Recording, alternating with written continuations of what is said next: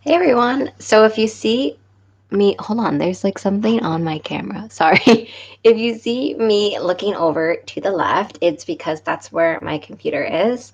Hey, I'm Lily and I'm the book blogger behind Utopia Mind, and I'm going to be doing a book look based on A Reaper at the Gates. I realized that I am so late to this series. And all I can say is that I'm not late anymore, and I'm ready now. So I first listened to Ember in the Ashes. I was going to say during the pandemic. That's like now all the time now, our everyday life. No, I started listening to it in about March or April on audiobook, and just tried to put eye primer on my actual open eyeball. And just because I'd heard so much hype over it, and I knew that Sky Beyond Storm was coming later this year, or by that I mean later last year, in 2020, and so I figured that I should at least read a little bit of it to figure out if I should pre-order it and what I should do. When in reality, we all knew I was going to pre-order that, right? Like that was just kind of something we all knew that would happen. But anyway, that was my intention. And so I listened to it and I really liked it. I definitely felt like, specifically with An Ember in the Ashes, I felt like if I had um, read that when it came out, I think I would have liked it even more than I did when I actually read it. Because when I did listen to it while I was, doing kind of household stuff, it was really entertaining. But I felt like some of the characters and the tropes a little bit better if I'd read it at the time. But anyway, I still really liked it. And then Penguin was doing this readathon to prepare for Sky Beyond Storm. And I joined in so that I could read A Torch Against the Night. And then I was like, oh yeah, I'm going to join in. And I'm also going to read A Reaper at the Gates. And then I think it was in September or August, and that like never happened. I was super optimistic about that happening, and yeah, it just didn't happen. I just did not get to reading it. I feel bad about that, but what are you gonna do? It was in the past. So in December, it was my goal to at least have read 1, 2, and 3 in 2020, and like have committed to that promise. Because okay, I knew I wasn't gonna read Sky Beyond the Storm in 2020. Like it came out in December.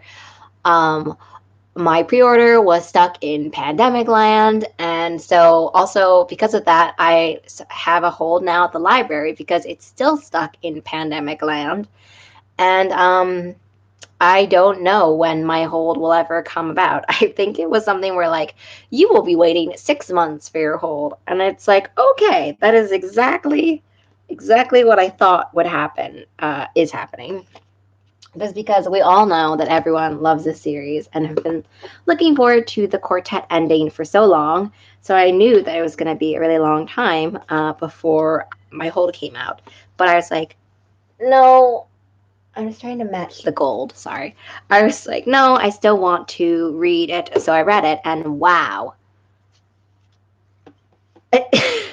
All I can really say is wow. That was a huge emotional roller coaster. I felt like um, A Reaper at the Gates not only made me appreciate Sabaa Tahir's writing and the sort of masterful writing of Sabaa Tahir, but also like, okay, how do people feel, right? So I would like to know how people feel about the main characters in this series. Let's just start off with that. Um, when I first read this series, first of all, I listened to 1 and 2 on audiobook. So when I was reading number 3, not on audiobook, I did not know how anyone's name was spelled. I was reading it and I was like, who are these people? And I almost had to read it out loud so that I could figure out who they were. I'm not even joking. It was kind of embarrassing. But I ended up doing it, obviously.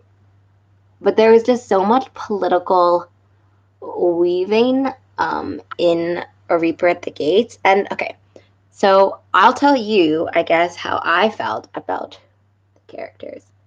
So I feel like we could have all predicted that I was gonna like Laya.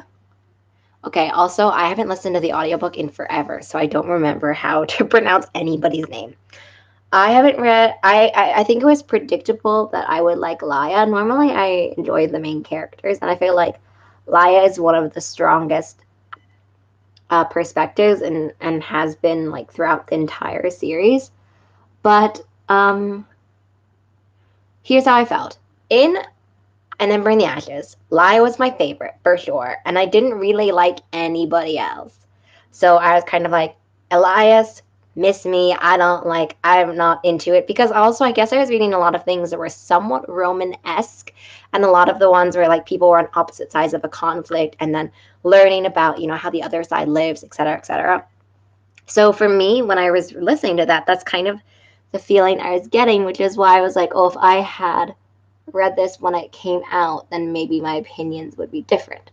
So in the first one, I wasn't a huge fan of Elias. Like, I just felt like his perspectives and his chapters were kind of losing my interest. But and then in A Torch Against the Night, he really was able to kind of shine for me, and I was able to get a little bit more of a perspective about who he was and like what drove him and all of that kind of all that goodness, um, that made me really understand him more. And then I feel like in A Reaper at the Gates, I ended up really enjoying Helene. I thought it was Helene. I want to say it's not just Helen. Look, I check. Oh, whoops, my finger had eyeshadow on it. Helene. Yeah, I was like, it's not just Helen. Or is it Helena or Helene? I really should have listened to a clip of the audiobook again before I came through to film this. But this is live, and ow, I'm sitting on my foot. This is live, and this is just how it is. Okay, I gotta stretch my leg without knocking over the webcam. Okay, so I felt like in Reaper at the Gates, I was able to really enjoy and understand Helene's perspective, or Helena. I'm gonna say Helena. Her perspective a lot more than I was really ever able to do, which made me really happy, because especially with multiple perspectives, it's kind of hard when you don't like one perspective. So I try to see if I will like it's nicer when you like their perspectives. I feel like that's super explanatory. Um and so that was difficult for me, but I think in A Reaper at the Gates, I was really able to see more of what drives Helene, like her family and all of the strife and stuff that she has, and like the messed up power situations and everything. And so, yeah, I was just able to more root for her, I think, than I'd ever really done before. And so that's why I kind of was interested to see how people felt about the characters as they were kind of progressing. Because, as I said, I definitely feel like for me, I liked Helene more than I thought I would in this one. And I don't know, I didn't really dislike Elias and Laya in this one. I just was kind of like, people. We got places to be, missions to do, like let's go, essentially. Um, but it's not really how, humanity works. And it's certainly not how I would work if I was in a fantasy novel. But I'm a reader, not a character. So, you know. But anyway, I've really loved watching the series kind of expand and grow. And I think it's a little bit different for me because I'm coming to the series pretty late. Let's just, without any shade, let's just say pretty late. And so it's interesting to me to see how other people feel about these characters. Hold on, quick pause. I wanted to put glitter on my eyes, like gold glitter, and I gotta take it out. Okay. Oh, I think that one's a good one. That's good too. Okay. Hold up. I need to do this glitter thing with a little bit more care than what I'm doing. So I'm going to try to mix these two glitters. These are from Revlon. By the way, I've mostly been using my Lorac Mega Pro 3, my Mega Pro 2, I think. Just in case people actually were wondering about the makeup.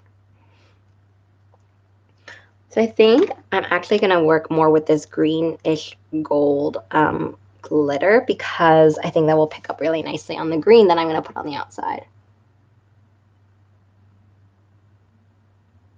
And just kind of dabbing it.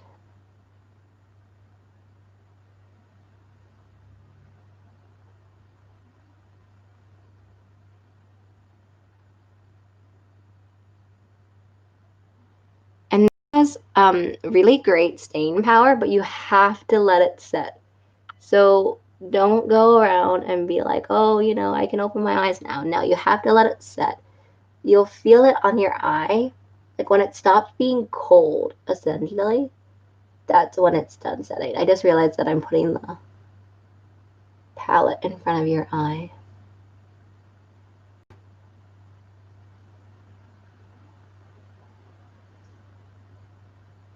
I'm just taking a few little things. And while this is actually setting, I'm going to go in with my yellow gold from the Lorac Mega Pro 2 that I was using earlier.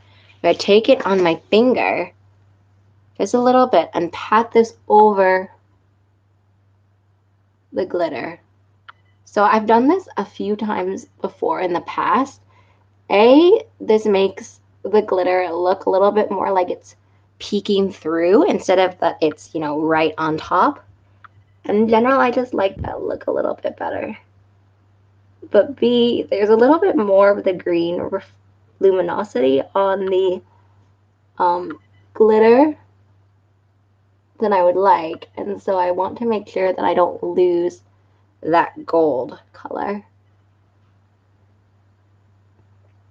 Because basically what I want to do is build up a gold kind of glitter look and then move into like a bronze and then the green right here, essentially. So that's why I've moved into bronze there, but I want the bronze to merge with the green. So I'm going to move on to that and then we'll come back. I just got to wipe my finger off from eyeshadow. I'm going to switch to a different brush though, just in case I need to come back to this. So I had to look at, okay, so I'm going to use the green from the ColourPop and So Jaded palette first. It's the color Jade. And I'm just going to go into it, and it's like this light kind of khaki color. And I'm going to go into this and just start blending it with that bronze color.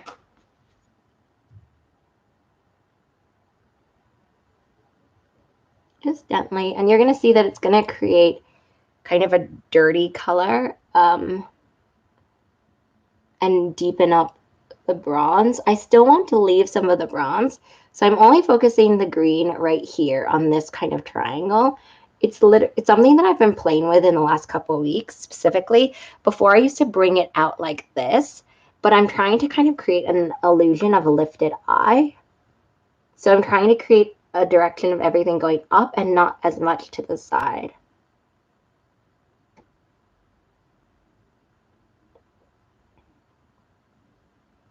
So I'm just going to go and do the same thing on the other eye.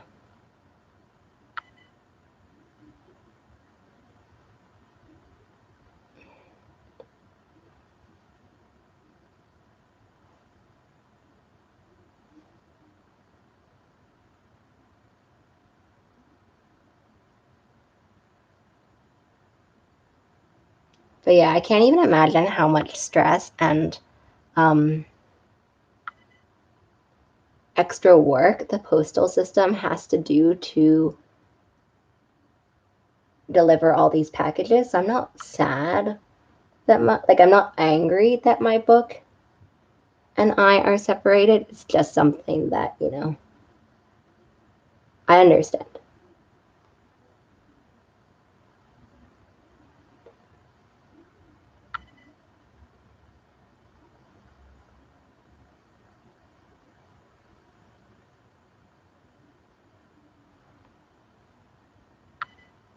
Okay, I'm going to go in now with some darker green. I'm actually just going to use the Lorac Pro 2, and there's a shade called Forest in it. And combined with the bronze, it looks almost a little bit like a black color.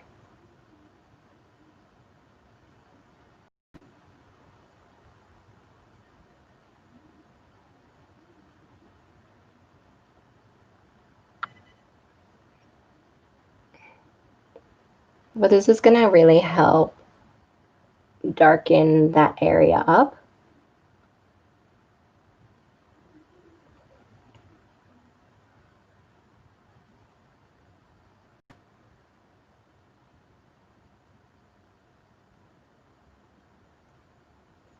Sorry, if you see me always kind of looking this way, it's because that's where the light's coming from. So I just want to make sure that everything is kind of balanced that way.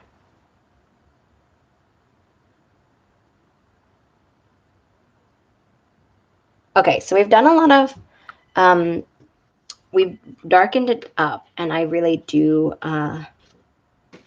like the way that looks, but I feel a little bit sad because I'm losing out on some of the green. So actually, I'm going to look through my palettes and see if I can find a green to use that is a dark green. I have this Profusion Wanderlust. Let me just put it on my brush. It's too shimmery. I have a green that kind of looks, it's called Emerald. It kind of looks like it could work. So let's try. This is all just an experiment, you know. This is for fun. But it has also some luminosity, like some shimmer. Oh no, I like that. That's looking good. Yeah. Okay. Do you see that kind of brings the green back into it?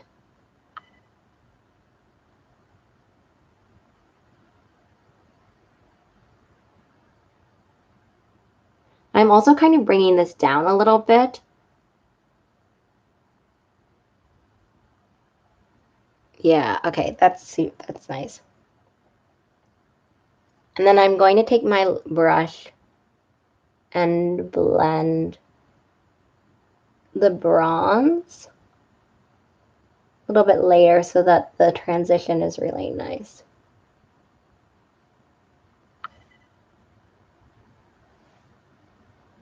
But I like that we're getting the green back into it. I've like lost my eyebrow entirely.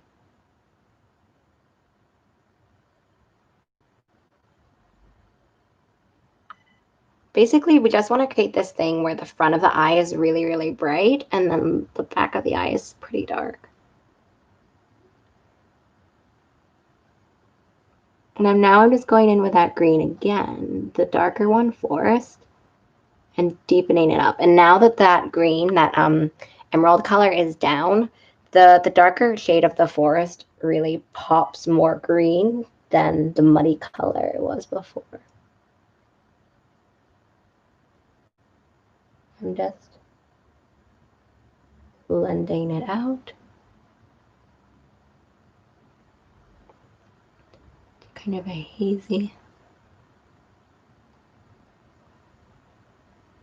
Okay, I really like that. And this needs to come a little bit farther in though. I'm gonna pinch the brush because I want it to be a little bit more of a defined line. Yeah, like that.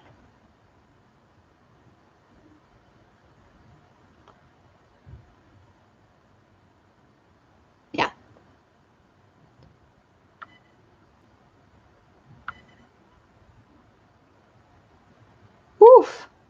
I'm a lot happier with that now. So I got to, I think what I'm going to do now, I'm pretty happy with that. Oh, I'm going to take the bronze actually. Okay.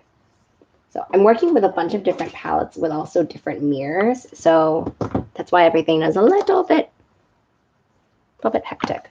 But I'm going to do a pretty dark-ish under eye. So I'm just going back in with the brown sugar color from the Mega Pro 3 and kind of just blending that in with the green. To be honest, it doesn't have to be a very seamless blend because I like it a little bit more when it looks a little bit of an abrupt change. It doesn't have to be like totally cut crease style abrupt change, but yeah.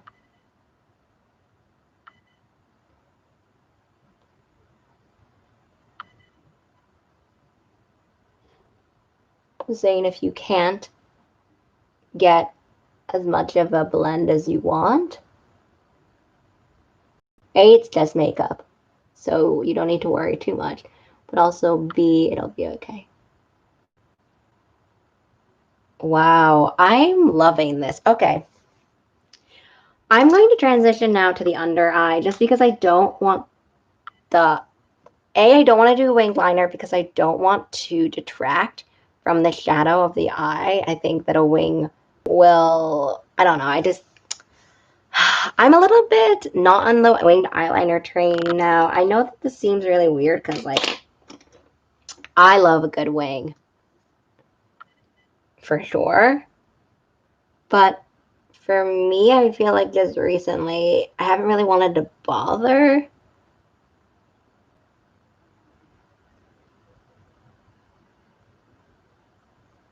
So I'm just taking this shade called Cider in the Mega Pro 3 and running it under the eye, along the middle. This will be for my transition. I'm just mirroring the eyeshadow on the top. Sorry that I'm not talking about the book as much. I'm really focusing on this. This is just trying to mimic the eyeshadow on the top. I swear once I'm done with the eyeshadow, we'll start talking about the book again. Now I'm just going to go back in with a mixture of jade and that green shimmery emerald color.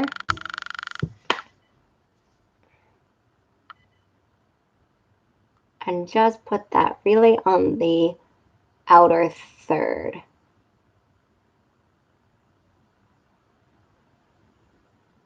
of the eye. So we're leaving it pretty bright. I know that I was like, oh, I'm going to do a really dark under eye, but I think actually I like that brightness.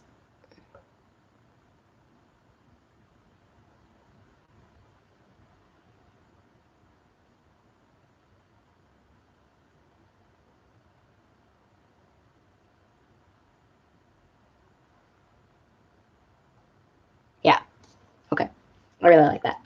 All right, let's go back to talking about the book. I can't believe that I let that segue so long.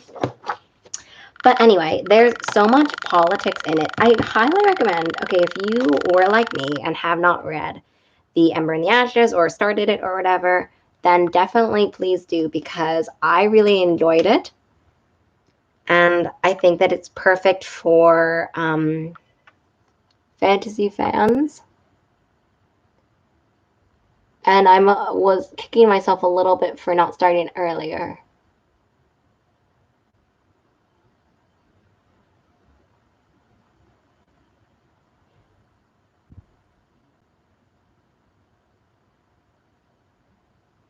But now I'm on the train. I'm on the wagon with y'all.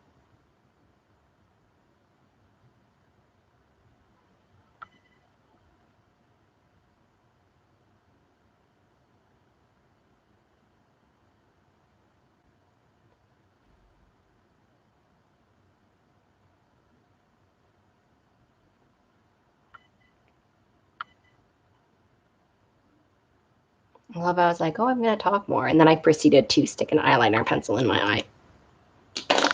Okay, there we go. I think we're going to do some mascara. But mascara, if you've seen my lives, you will know. Oops. That mascara is a lengthy process because my eyelashes are very, very short and uncooperative. So I'm going to start with some primer.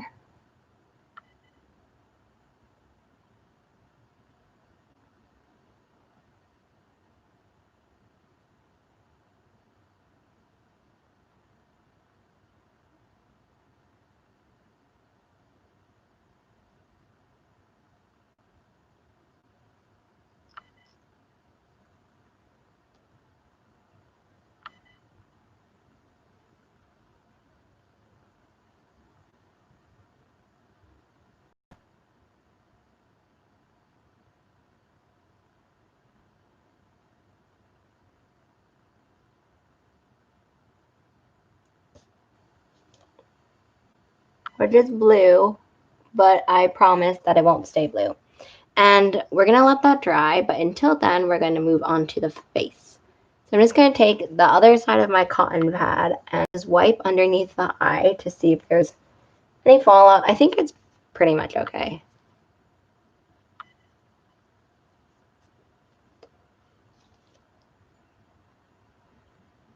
Okay. Now, we are going to go in with foundation. I'm using a foundation stick. This is the Bare Minerals Complexion Rescue Foundation Stick. Was it Complexion Rescue? Yeah, Complexion Rescue Foundation Stick. It's my go-to, so you'll see this in a bunch of different things.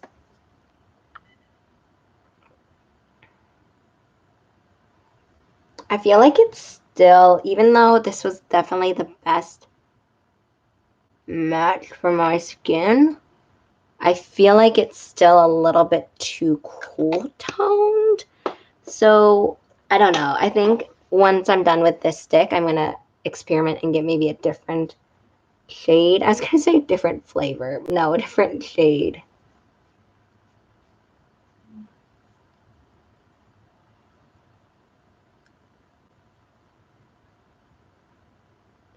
Just because, yeah, I feel like my skin is more yellow toned. And so this is more, I guess, like peachier toned, I guess, than I would have personally picked. But I went into the store and this is what I was matched with. And yeah.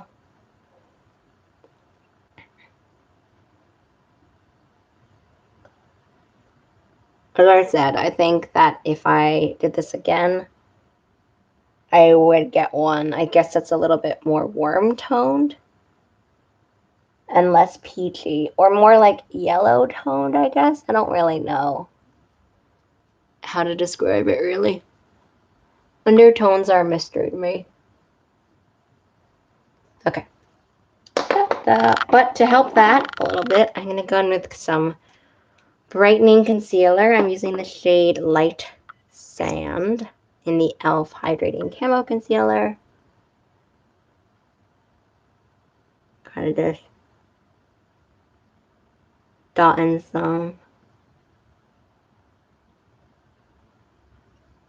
some high points of my face.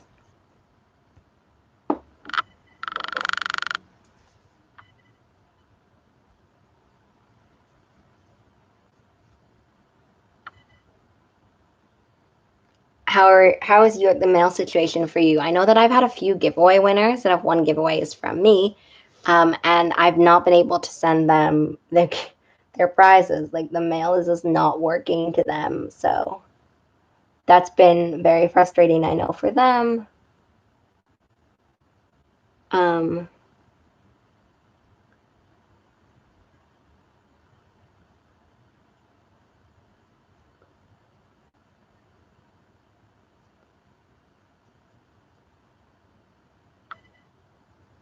for me, for most countries, I think it's okay. There are just a few that are not really working. So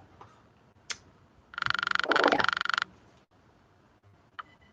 I'm just gonna set that using my Bare Minerals Mineral Veil. Where's my brush here? Also, if you've read Sky Beyond Storm, please leave me an emoji about how I will feel once I'm done with the book. Because, I don't know, I'm kind of worried. And I think I have a right, okay, I have a right to be worried, obviously, because it's my own opinion. But I was wanting to say that I think I have a valid reason to be worried.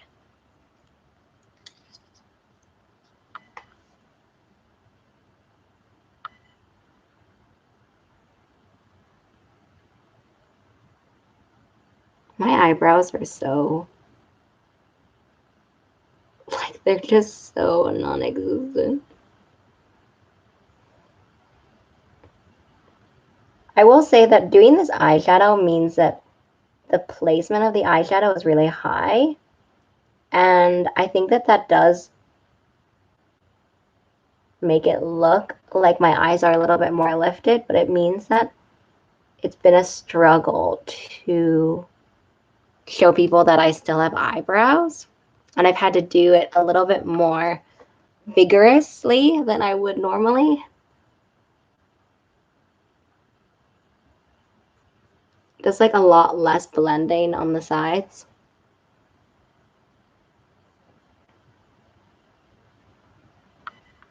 And because I'm doing them more vigorously, like at the front, they also need to be more vigorous, which you can see more than the back. So it's like, it's a little mess, but it's okay.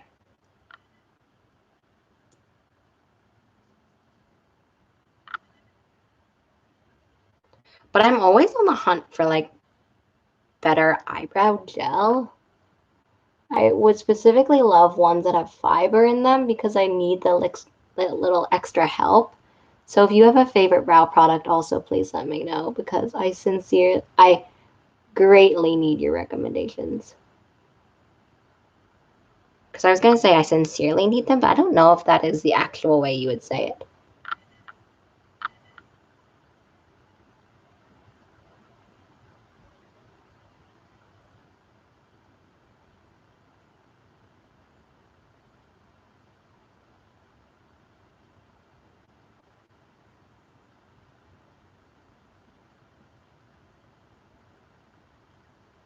Okay. One coat done. Let's move on to face. I'm going to start with bronzer. I'm just using my Physicians Formula Butter Bronzer. I took it with, oh no. Oh no.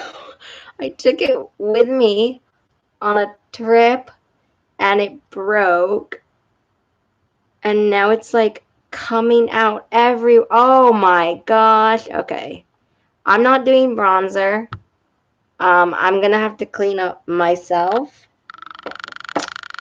because it's just fell, like clumps of it just fell out onto my pants. And, okay, hold on. I gotta reorganize my body a little bit. Clumps of it just fell out on my pants, and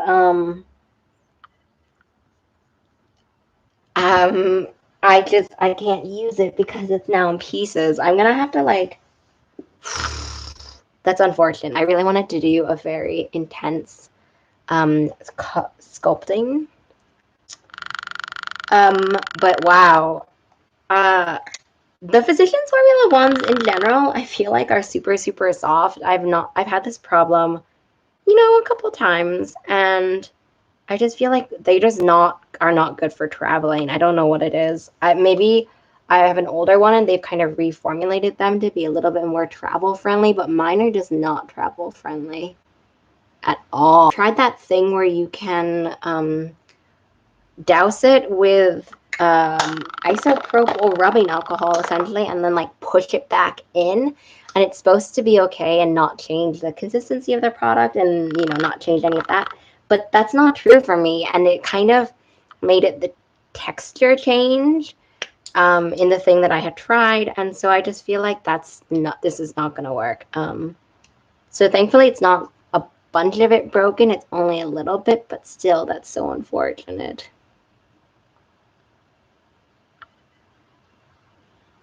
Oh, that's so annoying. I had gotten it to my family's house and okay. I can't focus on it too much. I just have to do a few coats of mascara and lipstick and then I'm done. And then I will be able to clean up because I have to vacuum. I have to throw my clothes in the wash because they're covered in bronzer.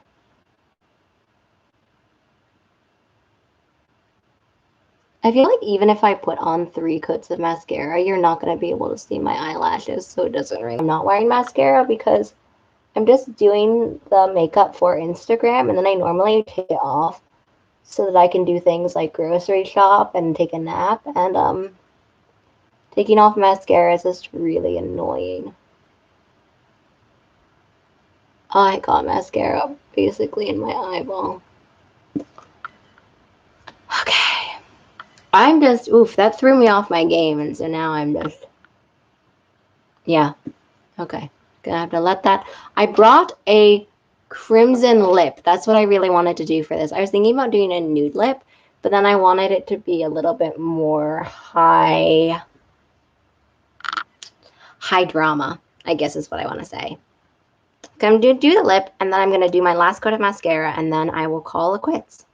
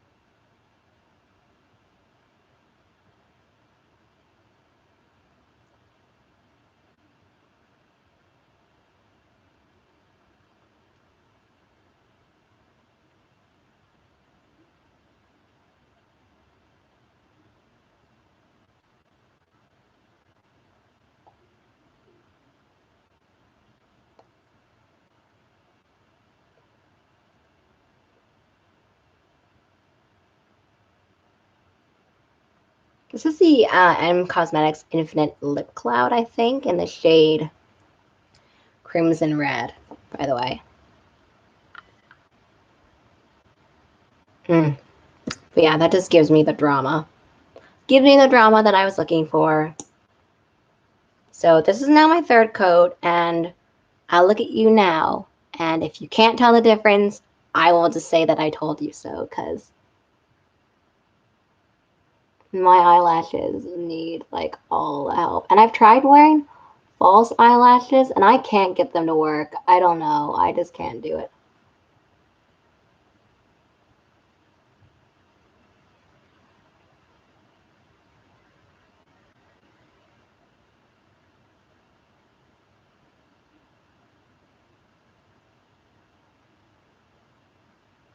So, yeah.